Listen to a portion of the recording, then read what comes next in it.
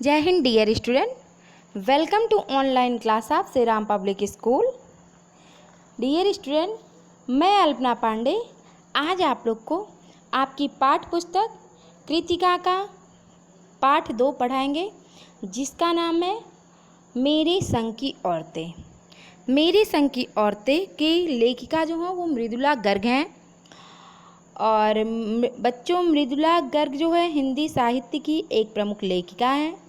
इनका जीवन परिचय हम अपने पहले की वीडियो में आप लोग को पढ़ा चुके हैं तथा इस पाठ के 4 पेज का सारांश भी हम आपको पहले के वीडियो में आपको बता चुके हैं। आज हम लोग उसके आगे का पढ़ेंगे, लेकिन इससे पढ़ने के पहले हम आप लोग को बता दें कि इस पाठ में यह पाठ जो है लेखिका संस्मरणात्मक शैली में लिखी गई है, यानी अपने बचपन को याद करते हुए लिखा है। और इसमें उन्होंने जिन स्त्रियों के संपर्क में वो आई थी, ठीक है, उनके स्वभाव के बारे में, उनकी विशेषताओं के बारे में इन्होंने लिखा है। ये बताना चाहती है हम लोग को कि अगर स्त्रियां चाहें तो परंपरागत तरीके से रहते हुए लीक से हटकर जी सकती हैं, ठीक है। तथा इन्होंने अपने जो 4 पेज का सारांश बच्चों हम पढ़े हैं, उसमें इन्होंने अपनी नानी के बारे में, अपने नाना जी के स्वभाव के बारे में, अपनी माँ के बारे में तथा अपने पिताजी के बारे में बताए हैं। तो आइए इसके आगे हम पढ़ना शुरू करते हैं। यहाँ लेखिका ने कहा कि हमारे घर में निजत्व यानी अपनेपन रखने की छूट है, और इस छूट का फ़ायदा उठाकर हम 3 बहनें और हमारा एक छोटा भाई लेखन के हवाले हो गए, यानी वो लेखन कार्य में लग गए थे, यानी एक तरीके से वो लेखक बन गए थे, ठीक है। आगे लेखिका कह रही, लीक से हक खिसके अपने पूर्वजों में माँ और नानी ही नहीं रही होती तो गनीमत रहती, पर अपनी एक परदादी भी थी जिन्हें कतार से बाहर चलने का शौक था। ज़्यादा धोतियाँ उन्होंने व्रत ले रखा था कि अगर खुदा के फजल से उनके पास कभी 2 से ज़्यादा धोतियाँ हो जाएगी तो वे तीसरी दान कर देंगी। अब सबसे पहले हम अर्थ जान लेते हैं लीक। लीक का अर्थ होता है बच्चों किसी के रहस्य को उद्घाटित करने का कार्य, ठीक है, किसी के रहस्य को उद्घाटित करने का कार्य। यहाँ पे लीक यानी जो पहले से परंपरा चली आई हुई है उस परंपरा पे ना चल के कोई और रास्ता चुनना लीक कहा गया है। तो लीक से किसके, यानी जो परंपरागत तरीके से चलता चला आया है काम, उस काम को वो ना करके अपने पूर्वजों की तरह ना रह के माँ और नानी ही रही होती उनके घर में, यानी लेखिका जो थी उसके घर में माँ और नानी तो थी ही, लेकिन उनकी एक परदादी भी थी जिन्हें कतार, कतार का अर्थ होता पंक्ति, लाइन, ठीक है। जैसे आप असेंबली में लाइन में खड़े होते हैं, वैसे यहाँ पे कतार का अर्थ है पंक्ति या लाइन। तो उन्हें उस कतार से बाहर चलने का, यानी जिस लाइन से, जिस कतार से, जिस परंपरागत तरीके से लोग चलते चले आ रहे हैं उससे बाहर चलने का उन्हें शौक था, ठीक है। उन्होंने व्रत ले रखा था, यानी लेखिका की जो परदादी थी वो व्रत लेके रखी थी, और उनका व्रत क्या था, अगर खुदा के फजल से, फजल का अर्थ होता अनुग्रह या दया, यानी खुदा यानी भगवान के, ईश्वर के फजल से यानी अनुग्रह से या दया से उनके पास अगर कभी 2 से ज़्यादा धोतियाँ यानी साड़ी हो जाएगी पहनने के लिए तो क्या करती थी, वो तीसरी दान कर देती थी। जैन समाज में अपरिग्रह की सनक बिरादरी बाहर हरकत नहीं मानी जाती है, इसीलिए वहाँ तक तो ठीक था, पर उनका असली जलवा तब देखने को मिला जब मेरी माँ पहली बार गर्भवती हुई। जैन समाज में अपरिग्रह, अपरिग्रह का अर्थ होता है संग्रह ना करना या किसी से कुछ ग्रहण ना करना। तो वो यानी जैन समाज से वो कुछ भी ग्रहण करने के लिए तो नहीं तैयार नहीं थी। इसकी सनक उनकी जो क्या थी, बिरादरी थी, वह बाहर हरकत नहीं मानी जाती, यानी वो बाहर की हो गई थी, इसलिए वहाँ तक तो ठीक था, यानी वो अपनी बिरादरी से बाहर काम करने लगी, ये सब तो ठीक था, सब सही था, पर उनका असली जलवा यानी उनको असली जलवा तब उनको देखने को मिला जब लेखिका की माँ गर्भवती हुई थी।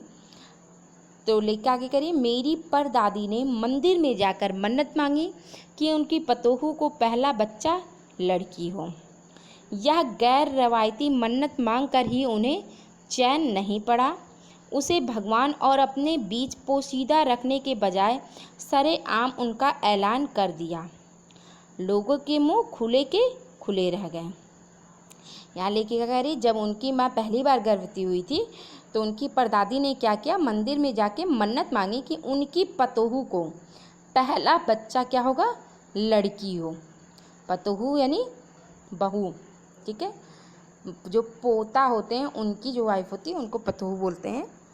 तो उन्होंने मन्नत मांगी थी कि अगर मंदिर में कि अगर उनकी पतोहू को लड़की होगी, जो पहला बच्चा होगा, तो वो मन्नत मांग के आई थी। यह गैर रवायती मन्नत यानी ये जो मन्नत उन्होंने मांगा था, ठीक है, इस मन्नत से मांग कर ही उन्हें चैन नहीं पड़ा था, वो बहुत खुश नहीं हुई। इसका उन्हें भगवान और अपने बीच पोशीदा रखने के बजाय यानी भगवान के और अपने बीच रखने की बजाय इस बात को वो सरेआम यानी खुलेआम सबसे इस बात का ऐलान कर दिया कि मैंने ये मन्नत मांग के आई हूँ, ठीक है। और इस मन्नत को सुनकर वहाँ के लोगों के मुंह खुले के खुले रह गए हैं। ऐसा इसलिए बच्चों क्योंकि हमारा जो समाज है इसमें लोग लड़का ज़्यादा चाहते हैं, कोई लड़की भगवान से नहीं मांगता है, ठीक है। और लेखिका की जो परदादी थी उन्होंने अपनी बहू के लिए लड़की मांग के आई, इसलिए लोगों के मुंह खुले के खुले रह गए। उनके फितूर की कोई वाजिब वजह ढूंढे ना मिले, ठीक है। यानी उन्होंने जो ये मन्नत मांग के आई इसकी जो वजह थी, अगर कोई ढूंढता तो ढूंढने से भी उसकी वजह नहीं मिलती कि उन्होंने ऐसा क्यों मांगा है। यह भी नहीं कह सकते थे कि खानदान में पुश्तों से कन्या पैदा नहीं हुई थी, इसलिए माँ जी बेचारी कन्यादान के पुण्य के अभाव को पूरा करने के चक्कर में थी। लेखिका कह रही कि ऐसा नहीं था कि खानदान में कई पुश्तों से कोई कन्या नहीं पैदा हुई थी, जो उनकी परदादी थी वो कन्यादान के पुण्य के अभाव से को पूरा करने के चक्कर में एक बेटी के लिए ख्वाहिश की मन्नत मांगी, क्योंकि पिताजी की ही नहीं दादाजी की भी बहनें मौजूद थीं। यानी उनके पिताजी की बेटी तो थी, उनके दादाजी तो थे, उनकी भी बहनें थीं, यानी घर में लड़कियां पहले से थीं। हाँ, पहला बच्चा हर बहू का बेटा होता रहा था, यानी जो पहला बच्चा उनके घर में हो रहा था वो सबका बेटा होता रहा था। खैर, माँ जी ने अपनी तरफ से कोई सफाई नहीं दी, बल्कि बदस्तूर मंदिर जाकर मन्नत दोहराती रही। बदस्तूर का अर्थ है नियम से, यानी माँ जी जो थी परदादी उनकी, वो अपनी तरफ से कोई सफाई नहीं दी कि उन्होंने ऐसी मन्नत क्यों मांगी थी, बल्कि नियम से मंदिर हो जाती थी और मंदिर में जाके वही मन्नत दोहराती थी कि मेरी पतोहू को पहला बच्चा बेटी हो। पूरा नक्कुड़ गांव जानता था कि माँ जी का भगवान के साथ सीधा सीधा तार जुड़ा हुआ है। नक्कुड़ गांव यानी पूरा गांव, पूरा मोहल्ला, ठीक है, सब जानते थे कि उनकी जो परदादी थी उनका भगवान के साथ सीधा सीधा तार जुड़ा था। यानी तार का अर्थ एक तरीके से चिट्ठी देना होता, बात करना होता, कि वो भगवान से बात करती थी, बेतार का तार, ठीक है। इधर वह तार खींचती थी, उधर टन से तथास्तु बजता था, यानी जो वो भगवान जी से कहती थी भगवान जी उसको दे देते थे, इसलिए यहाँ पे तथास्तु शब्द कहा गया है।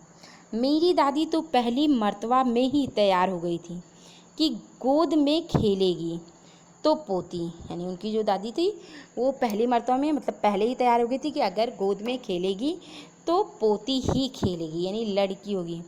पर माँ जी की आरजू किस कदर रंग लाएगी उसका उन्हें गुमान ना रहा होगा, लेकिन उनकी जो दादी थी उनकी आरजू यानी इच्छा जो थी, उम्मीद जो था, वो किस तरह रंग लाएंगा इसका किसी को कोई गुमान नहीं था, कोई मतलब नहीं था, कोई नहीं जानता था वो किस तरह से पूरा होगा। लड़की की गैर वाजिब जुस्तुज सुन भगवान कुछ ऐसी अफरा तफरी में आ गए कि एक दो नहीं पूरी 5 कन्याएं एक के बाद एक धरती पर उतार दी। यानी लड़की की गैर वाजिब यानी लड़की की जो मांग उन्होंने किया था उसको भगवान ने सुन लिया और अफरा तफरी में एक नहीं पूरी 5 कन्याएं उनके घर पे धरती पर उतार दी, यानी उनके घर में पैदा हुई। यानी लेखिका 5 बहन थी। भगवान को क्या कहें, माँ जी के सामने तो नामी चोर भी अफरा तफरी में आ जाते थे। यानी लेखिका कह रही है भगवान को क्या कहे, भगवान तो दादी की सुनता ही है, ठीक है, लेकिन माँ जी के सामने नामी चोर, यानी कोई भी बहुत नामी चोर जो बहुत बड़ा चोर होता है उसको नामी चोर कहते हैं, वो भी अफरा तफरी में आ जाता है। यहाँ पे लेखिका एक चोर की घटना सुनाने जा रही है। फिर आगे लेके क्या कह रही है, माँ जी और नामी चोर का किस्सा होश संभालने के बाद मैंने कई बार सुना था, चोर के दीदार की खुशनसीबी भी हाथ आई थी। यानी लेखिका माँ जी का, यानी उनकी जो दादी थी उनका, और एक नामी चोर का किस्सा यानी कहानी होश संभालने के बाद जब लेखिका जो जानकार हुई थी तब कई बार सुना था कि उन्हें चोर के दीदार यानी चोर को देखने का भी खुशनसीबी उनके हाथ में आ गई थी। यानी वो इतनी खुशनसीब थी कि चोर को भी वो देख पाई। हुआ यूँ था, लेखिका वो घटना बता रही थी कि कैसे उन्होंने चोर को देखा। हुआ यूँ था कि किसी शादी के सिलसिले में नक्कुड़ की हवेली के तमाम मर्द बारात में दूसरे गांव गए थे। औरतें सज धज कर रत जगह मना रही थी। नाच गाने और ढोलक की थाप के शोर में नामी चोर कब सेध लगाकर हवेली में घुसा, किसी को खबर ना हुई। एक समय की बात है कि मतलब लेखक बता रही ऐसा हुआ था कि जो है किसी शादी के सिलसिले में नक्कुड़ की हवेली के यानी पूरी हवेली के तमाम मर्द जो आदमी लोग थे वो बारात में किसी दूसरे गांव गए थे। औरतें जो है सच धज कर रत जगह मना रही थी। रत जगह का मतलब होता है रात जागरण करना, ठीक है। और यहाँ पे रात जागरण तब करते हैं जब तो नाचते गाते हैं, ठीक है। तो नाच गाने और ढोलक की थाप यानी ढोलक की आवाज़ के शोर में जो है एक चोर था जो बहुत नामी चोर था, यानी बहुत बड़ा चोर था। वो चोरी करने के लिए सेध लगाकर हवेली में घुसा और जिसकी खबर किसी को नहीं हुई, क्योंकि पूरी जो औरतें थी वो नाचने गाने में मस्त थी। पर चोर था बदकिस्मत, यानी चोर जो था वो बदकिस्मत था। जिस कमरे में घुसा उसमें माँ जी सोई हुई थी। वह जिस कमरे में गया था उसमें वही माँ जी सोई थी। औरत के शोर से बचने को वे अपना काम छोड़ दूसरे में जा सोई थी। चोर बेचारा तमाम जुग्राफिया दिमाग में बिठला कर उतरा था, यानी और जो गाने बजाने करी उस शोर से बचने के लिए जो दादी थी वो अपना कमरा छोड़ के दूसरे कमरे में जाके सो गई थी। और चोर जो था वो बेचारा, उनको कहा गया है कि वो अपने दिमाग में बहुत ढेर सारी बात लेके उतरा था कि ये चोरी करेंगे वो सामान लेंगे, लेकिन उसे क्या पता था कि इतनी बड़ी बूढ़ी पुरखिन जगह बदल देगी। यानी चोर दादी का कमरा छोड़ के दूसरे कमरे में गया था, लेकिन दादी जो थी वो अपनी जगह ही बदल दी थी। इतनी बड़ी बूढ़ी पुरखिन जो है पूरी जगह ही अपनी रहने की बदल दी थी। खैर बुढ़ापे की नींद ठहरी, चोर के दबे पाँव की आहट से ही खुल गई। यानी बुढ़ापे की नींद थी, बुढ़ापे में नींद बहुत कम आती है, ठीक है। और चोर के पैरों की आवाज़ सुनकर, आहट यानी आहट का अर्थ था आवाज़ सुनकर उनकी नींद खुल गई। कौन? माँ जी ने इत्मीनान से पूछा। यानी कौन है? माँ जी ने बहुत ही इत्मीनान से, बहुत ही शांति से पूछा। जी मैं, चोर ने युगे से चला आ रहा पारंपरिक असंगत जवाब दिया। और चोर जो है जो बहुत पारंपरिक यानी पहले से चला आ रहा है जवाब, उसी आवाज़ में जवाब दिया, जी मैं। पानी पिला, माँ जी ने कहा। जी मैं, चोर झिझक कर रह गया। फिर उस माँ ने मतलब माँ जी ने यानी दादी ने उनके कहा पानी पिला दो, इनको प्यास लगी थी। तो चोर जो है बहुत झिझक गया क्योंकि वो चोर था, कैसे पानी पिलाता। वो कहा मैं। तब तक माँ जी बिस्तर के बराबर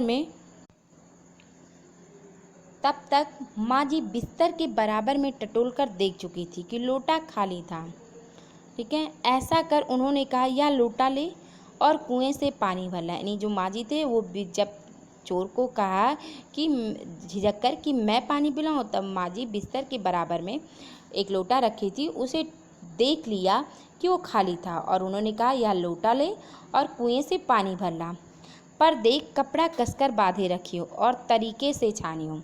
यानी पहले जो था कपड़ा, जो उस कपड़े से पानी को छान के पीते हैं, इसलिए जो है माँ जी ने कहा था कि कपड़ा कस कर बांधना और तरीके से यानी सही से छानना। तरीके का अर्थ होता है सही से। चोर घबरा गया। अंधेरे में इन्होंने कैसे जाना कि उसके मुंह पर कपड़ा बंधा है और कमर में भांग। ठीक है, तो और चोर इतना सुन के बहुत ज़्यादा घबरा गया और वो सोचने लगा कि अंधेरे में ये कैसे जान गई कि उसके मुंह पर कपड़ा बंधा है, ठीक, और कमर में भांग। भगवान से उनका तार जुड़े होने की खबर उसे थी, पर बुढ़िया भांग भी छानती होगी, एकदम यकीन ना हुआ। यानी वो चोर कह रहा है कि उसे भगवान से उनका तार जुड़े होने की खबर थी कि वो भगवान से बात करती हैं, पर यह बुढ़िया भांग भी जानती होगी, एकदम इसका यकीन उसको नहीं हुआ। इसी से कुछ हैरान परेशान हो उठा और इससे वह बहुत ज़्यादा हैरान और परेशान हो गया। जल्दी कर भाई, तभी माँ जी ने कहा, बड़ी प्यास लगी है।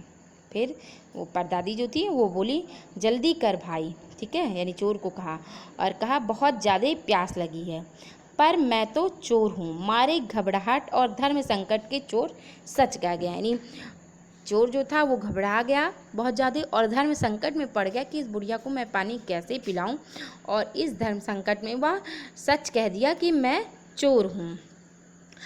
हुआ करे, माँ जी ने कहा। हुआ करे यानी क्या करें? माँ जी ने कहा, प्यासे को पानी तो पिला। यानी उनको प्यास लगी थी तो उन्होंने कहा प्यासे को पानी पिला, पर देख मेरा धर्म ना बिगाड़ियो, लोटे के मुंह से कपड़ा ना हटाइयो, हाथ रगड़ कर धो लीजियो और पानी कपड़े से छान कर भरियो। माँ जी ने कहा कि जो है मेरा धर्म मत बिगाड़ना, लोटे के मुंह से कपड़ा मत हटाना, ठीक है, और हाथ रगड़ कर धो लेना और पानी कपड़े से छान कर भरना। आप चोर के हाथ का पी लोगी? चोर ने कहा, आप चोर के हाथ का पी लोगी?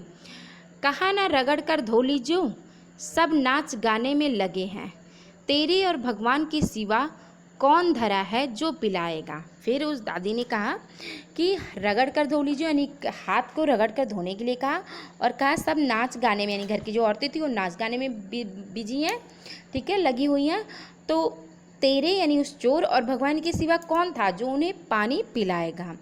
भगवान वही उसके बराबर में धरे हैं। सुनकर चोर कुछ ऐसा बकाया कि लोटा उठाकर चल दिया। वो फिर सोचने लगा, भगवान वही कही, यानी मतलब क्या भगवान यहाँ है? इस सुन को चोर जो था वो बकाया का अर्थ होता है घबराया, ठीक है, बहुत ज़्यादा घबरा गया और लोटा उठाकर चल दिया पानी लेने के लिए। पूरी एहतियात के साथ पानी भरकर लौटा तो पहरेदार ने धर दबोचा, कुएं पर देख लिया गया था।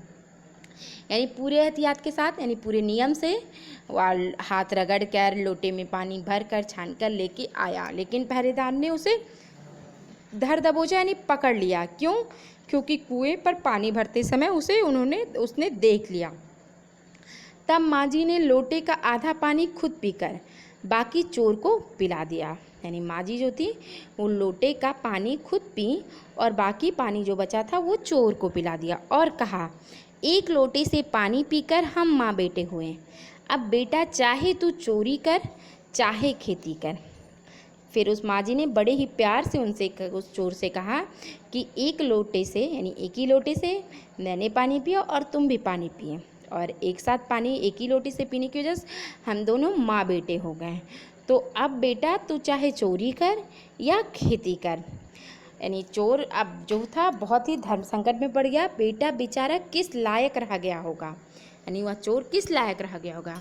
सो रोमांचक धंधा छोड़ खेती में से लग गया। यानी उनकी जो बात सुनकर, यानी वो इतने प्यार से उसे समझाई कि एक लोटे से पानी पीकर हम माँ बेटे हो गए, ठीक है, इसको सुनकर वो चोर जो है लायक हो गया, यानी काम करने लगा और इस रोमांचक धंधा को छोड़कर, यानी चोरी को छोड़कर वह खेती के काम में लग गया।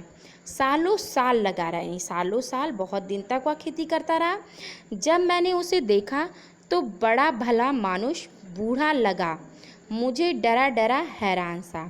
यानी जब उसने उसको देखा तो भला मानुस यानी बहुत ही सीधा साधा मनुष्य बन गया था और बूढ़ा हो गया था और बहुत ही डरा डरा सा रहा था और हैरान करने वाला आश्चर्यचकित रह गया था। अब खानदानी विरासत कहिए या जीवाणुओं का प्रकोप, उन दो सन की बुढ़ियों के बीच मैं अच्छी फंसी। यानी लेखिका कह रही है ये खानदानी विरासत कहिए, विरासत यानी जो हमें हमारे पूर्वजों के द्वारा पहले से मिलता है उसे विरासत कहते हैं।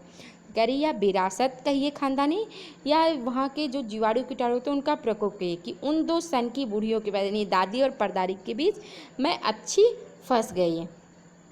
एक तरफ माँ जी के चलते अपनी लड़की होने पर कोई हीन भावना मन में नहीं उपजी, यानी उनकी जो परदादी थी उनके चलते उनकी लेखिका जो थी उनके मन में लड़की होने की कोई भी हीन भावना मन में नहीं थी। बहुत लोगों के यहाँ लड़कियाँ होती हैं तो उसे खाना पानी रहने के लिए अच्छा बिस्तर और कपड़े पहनने के लिए पढ़ने लिखने के लिए नहीं दिया जाता, तो उनके मन में हीन भावना उठती है कि क्यों हम लड़की हुए, जबकि लड़कों को अच्छे कपड़े खाने पीने को दिए जाते थे।